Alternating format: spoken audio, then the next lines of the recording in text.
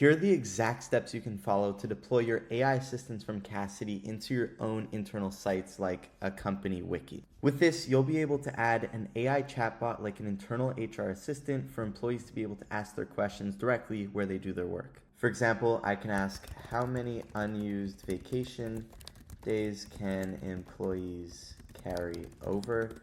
When I click send, our internal HR assistant that's connected to Cassidy and connected to our knowledge base will search through our documentation and find an answer and cited sources. So let me show you how to build this. First, in Cassidy, you'll want to head on over to the Assistants tab and select the assistant that you want to deploy. In this case, the internal HR assistant. I'll click into it, and then we'll head on over to External Deployments and the Deploy via Embed tab.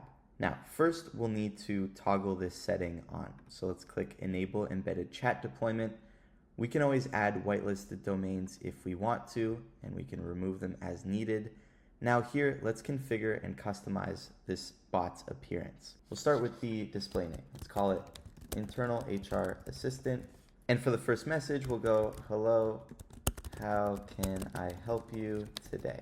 Now we can move on and select the reference mode. There's a few different options that I'll walk through. The first is disable references. This means that the assistant will not show any references or citations at the bottom of its response. Next is public sources only. This means that it will show the references, but only to things that people can access publicly, like a website page. Then there's the default, which is to include all the references, which is exactly how it would work within the Cassidy application itself. And lastly, if you want to be able to generate references that anybody can click and see the source material, whether or not they are part of your Cassidy organization and logged in, you can have it generate public links. You'll just want to be careful and make sure that you're not making anything public that shouldn't be public. And now that we're done configuring the appearance, we can go ahead and click Save Settings. Now the last step is to copy the embed code snippet that we'll be able to place into our website builder or HTML code. And so here we can go ahead and click copy. We can also preview what this will look like within our site.